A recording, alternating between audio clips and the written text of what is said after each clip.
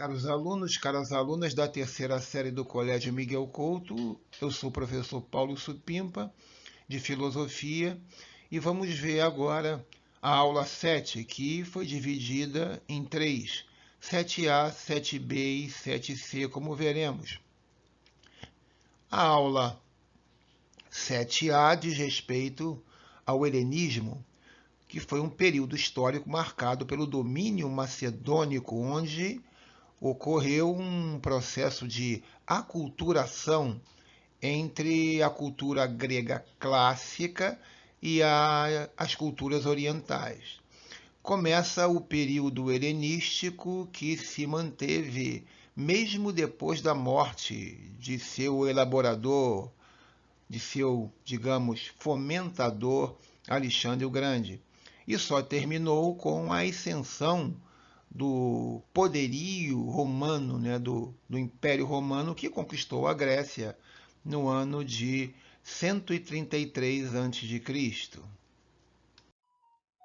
No slide 2, você vê um esquema mostrando que o helenismo surge depois das mortes de Platão e Aristóteles e as conquistas de Alexandre o Grande. Alexandre assumiu o trono da Macedônia com 20 anos de idade. E, segundo nos diz o escritor, historiador da filosofia Giovanni Reale, com uma vontade ilimitada e uma audácia que parecia inumana, Alexandre foi destruindo tudo o que era considerado indestrutível, fazendo desabar antigas e enraizadas opiniões gregas, abrindo para a história desconcertantes perspectivas. No slide 3 você vê aí um mapa que mostra a extensão do Império Macedônio, mostra o tamanho do ímpeto imperialista de Alexandre. Você pode ver que ele desce, né? Vem para o sul, toma a Grécia, Egito, aquela região toda ali do Oriente Médio, vai até a Índia, um grande império realmente, né? Uma grande conquista histórica e impressionante. Com tal expansão, Alexandre ele não levou pilhagens e guerras somente aos povos conquistados, não. Tampouco destruiu a tradição e a cultura dos mesmos. O Império Alexandrino caracterizou-se por levar também a cultura grega, chamada helênica, para todas as regiões que ele conquistou, mesclando-a com as tradições nativas. A campanha imortalizou Alexandre, sem dúvida alguma, como um dos grandes comandantes militares de todos os tempos. Ele terminou sua carreira sem perder uma batalha sequer. Quando morreu, havia conquistado quase todo o mundo conhecido pelos gregos antigos. Apesar do seu sucesso como comandante, não conseguiu dar uma estabilidade, né, de longo tempo ao império que conquistou. Assim, após a sua morte, seu império não sobreviveu e foi dividido após vários conflitos internos. No slide 5, fala numa cidade grandiosa fundada por Alexandre, né? Alexandria estava muito bem situada na encruzilhada das rotas navais, fluviais e terrestres de três continentes: Europa, África e Ásia. Dessa maneira, aquela que seria a capital cultural do helenismo, pelo menos durante 3 séculos, tornou-se rapidamente a maior cidade comercial do mundo na época. No slide 6 você vê Hipácia ou Hipátia de Alexandria. Referências históricas levam à hipótese de que Hipátia teria sido assassinada por uma multidão de cristãos depois de ser acusada de exacerbar um conflito entre duas figuras proeminentes de Alexandria, o governador Orestes e o bispo de Alexandria, Cirilo de Alexandria. Foi uma professora, conferencista, matemática e filósofa pagã neoplatônica, grega do Egito romano. Foi a primeira mulher documentada como tendo sido uma matemática. Chefe da escola platônica de Alexandria, também lecionou filosofia e astronomia, fato, né, relevante, principalmente para a época. Eu pediria que no slide 7 você pausasse a apresentação para ler esse microtexto da BBC sobre os motivos, né, do assassinato de Hipátia. Eu acrescento dizendo que alguns historiadores propõem que o assassinato dela marcou o fim da Antiguidade Clássica, e outros observam que o assassinato de Hipátia efetivamente marcou o declínio da vida intelectual em Alexandria. No slide 8, você vê uma das maiores obras de arte de todos os tempos. É o quadro Escola de Atenas, de Rafael. No slide 8, você vê uma das obras de arte mais famosas e impressionantes de todos os tempos. A Escola de Atenas, de Rafael, pintada entre 1509 e 1511, no Vaticano. A pintura já foi descrita como a obra-prima de Rafael e a personificação perfeita do espírito clássico da Renascença. No slide seguinte, vamos ver o porquê de eu ter colocado essa pintura aqui nessa apresentação. Slide 9. Estávamos falando sobre Alexandre o Grande, o helenismo, as conquistas, o império, a cidade fundada por ele, Alexandria, onde Hipátia foi assassinada. E aí eu mostrei o quadro da Escola de Atenas e agora eu mostro para você dois detalhes, né, ampliados desse quadro. À direita você vê o próprio Rafael, né, que se colocou na pintura, né? Um autorretrato. E à esquerda você vê aquela que historicamente acredita-se ser Hipátia. Curiosamente, os dois únicos personagens que olham para você, ou seja, que olha para quem aprecia o quadro. Todos os outros estão de lado. E, segundo alguns historiadores e analistas de arte, isso teria sido proposital, evidentemente, né, por Rafael, simbolizando um protesto contra um modo de vida dos então mandatários do Vaticano, né, Papa, cardeais e bispos, etc., no que toca ao luxo, né, e a vida que viviam, digamos, não muito compatível com a doutrina que professavam. E veja que Hipátia e o próprio Rafael olhando para fora do quadro num gesto de protesto.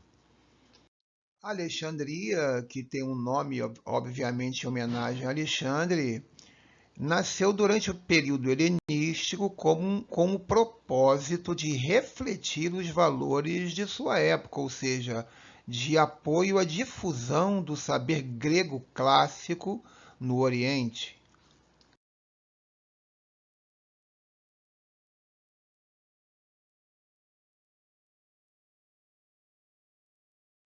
Slide 11. Com o helenismo, a filosofia mudou o rumo das suas investigações. Buscou responder como orientar a vida pessoal e psicológica para encontrar a verdadeira felicidade. Os interesses coletivos do grego clássico cedem lugar aos interesses privados. o conceito de cidadão desaparece, dando origem ao conceito de indivíduo. As condições políticas, sociais e culturais dos gregos levavam ao apego à polis, como você já viu. Também pela ausência de uma igreja unificadora, como ocorreu na Idade Média.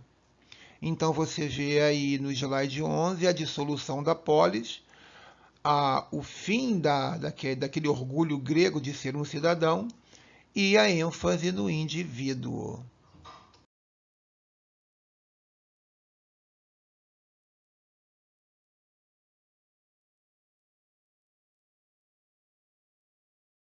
Slide 12. Com a ruína da antiga tábua de valores ético-políticos da Grécia clássica, com o domínio macedônico, o que aconteceu? Bem, para começar, o cidadão grego teve a sua liberdade restringida. Os debates e discussões sobre o destino da polis diminuíram drasticamente, fazendo com que a vida pública fosse substituída, em grande medida, pela vida privada. Nessa etapa da história, a filosofia, claro, foi atingida. Os filósofos irão se preocupar com a vida psicológica particular do ser humano. A busca pela felicidade, pela paz, a diminuição da insegurança, o temor da morte, a comunhão com a natureza serão abordados nesse período. Slide 13. Bem, fechando o bloco, o que resumidamente foi produzido pelo helenismo em relação ao mundo grego pré-existente? Veja o esquema no slide 13. Bem, fica bem claro então, né? Com o advento das conquistas de Alexandre, o Império, né, macedônico, o helenismo, veja só o esquema.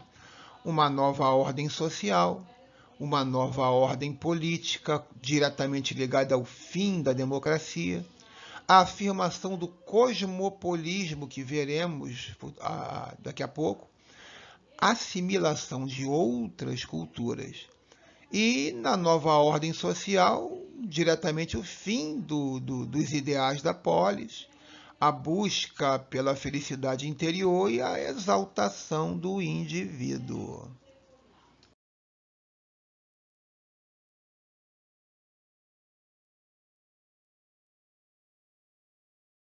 Slide 14. Você vê o esquema. A grande polis passa então a ser considerada o próprio cosmo, a ideia nova do cosmopolismo.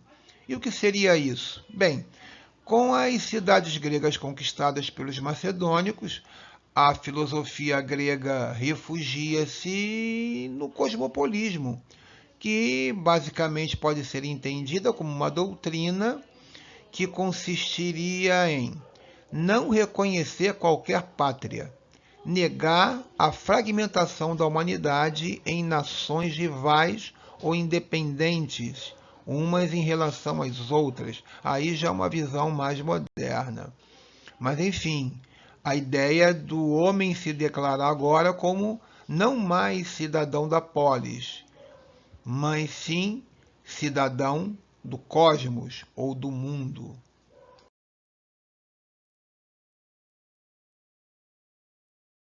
Slide 13, lembrando aqui que eu sempre peço que você, ao se deparar com um texto, por menor que seja, você pause, por favor, pause a apresentação para ler o texto. Em seguida, eu acrescento que essa ideia de cosmopolismo é um pensamento filosófico que discorda das fronteiras geográficas impostas pela sociedade, considerando que a humanidade segue ou deveria seguir leis do universo, leis do cosmos. Isso é, considera que os seres humanos devem ou deveriam formar uma única nação, sem separatismos culturais ou de qualquer outro tipo, e avaliando o mundo na possibilidade de ser uma só pátria. Claro que você já está imaginando o quanto utópica é essa proposta. Slide 15. Olha que boa questão para uma prova, não? Quais foram os fins que o povo grego foi obrigado a aceitar? Só aí já são 4 opções, né? Da liberdade do ideal da polis, das grandes especulações teóricas, como as de Aristóteles e Platão, do cidadão como referência, da política e da democracia. Vejam, caríssimos, tantos fins tinham realmente que culminar em alguma coisa, na busca de um novo paradigma existencial. Foi fundamentalmente por conta disso que a filosofia grega mudou de rumo. O filósofo passou a ser, então, quase que um terapeuta.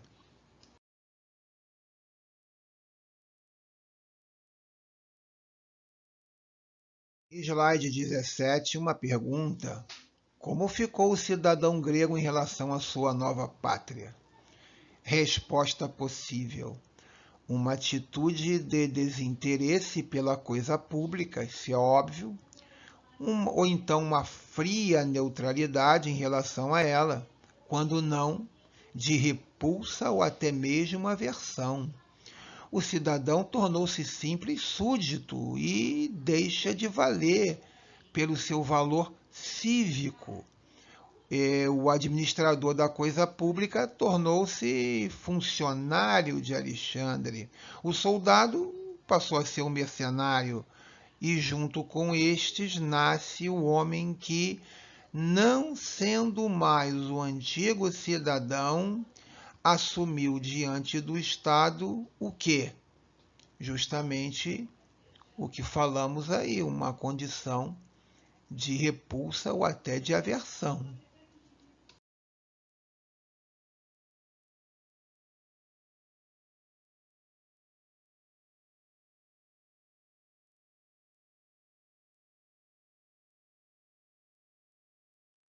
Slide 18. Bem, caríssimos, então já está bem marcado aqui que o helenismo foi determinante para que a problemática filosófica platônica e aristotélica também perdessem repentinamente grande parte do seu interesse.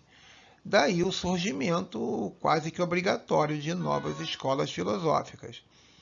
E aí no meio do slide 18 você vê a parte central do quadro, Escola de Atenas, com as figuras, né, principais de Platão e Aristóteles.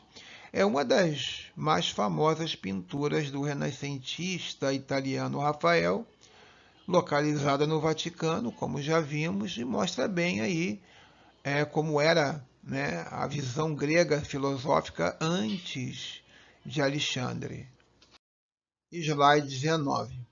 Mas ocorre uma coisa muito interessante, na medida em que nós já vimos aí o afastamento de Platão e Aristóteles, por outro lado, ocorre uma espécie de retorno a Sócrates. O helenismo transformou a filosofia essencialmente em problema de vida. Então, de certa forma, ocorreu um retorno à psicologia socrática. A filosofia tornou-se a fonte da qual o homem helenístico extraiu os novos valores que antes extraía da polis e da religião. Alguns historiadores da filosofia afirmam que os filósofos da era helenística foram substancialmente moralistas e pregadores de um credo ético e foram, do seu modo, assim, quase que missionários ou apóstolos. Alguns foram adorados como pessoas especialíssimas e raras.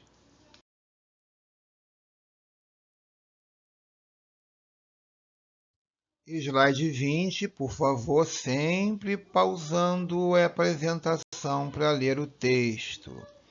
No helenismo, o filosofar perdeu, assim, o sentido da transcendência, do metafísico e do espiritual.